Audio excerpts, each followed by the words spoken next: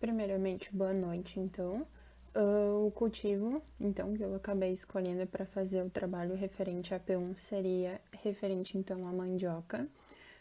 E nesse infográfico, então, eu vou estar falando sobre o ciclo e o cultivo da cultura focada nas deficiências nutricionais. Falando um pouquinho, então, sobre a questão da mandioca em si, a mandioca, regionalmente a gente chama ela de aipim, mas em outras regiões a gente encontra ela como macaxeira, castelinha, e entre outros também. Referente então à mandioca, o que a gente pode estar falando sobre ela? Aqui a gente tem o cultivo, que ali tem como necessidade, né, um clima quente e bastante úmido também para ele crescer saudável. É uma planta, então, em si, que ela pode ser produzida durante o ano inteiro, né, dependendo aí da região que a gente encontra. No Brasil, principalmente, a gente consegue estar produzindo ela durante o ano todo, então, mas difere bastante da questão ali se ela tem um clima úmido, se ela tem um clima quente também, né? Os dois favorecem bastante para o crescimento da mesma. Ali sobre o ciclo da mandioca, a gente pode ver que ela tem um ciclo longo, né? Ela é caracterizada aí por ser uma planta de bastante tempo de cultivo e também a gente pode verificar que a colheita.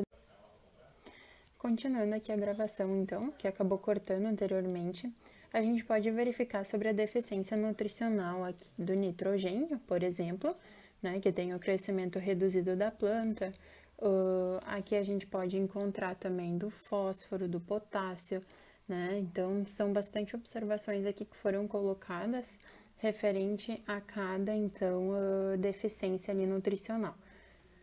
A gente pode verificar que realmente aqui não coube tantos para colocar como foi feito na pesquisa. Na pesquisa foram adicionados mais, né? Mas aqui coloquei principalmente os mais importantes e os mais visíveis que a gente consegue caracterizar e verificar ali a olho nu realmente.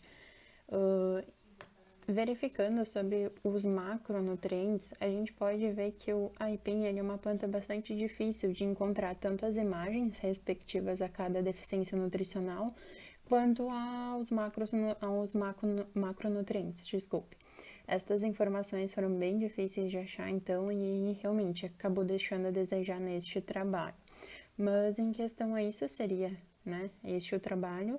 E também aqui embaixo eu coloquei aqui mais um comentário, uma observação, né? A mandioca é uma cultura que absorve grandes quantidades de nutrientes e praticamente exporta tudo que foi absorvido às raízes, né? Que são tuberosas, são destinadas à produção de farinha, fécula e outros produtos, né? Para bem alimentício humano e animal também.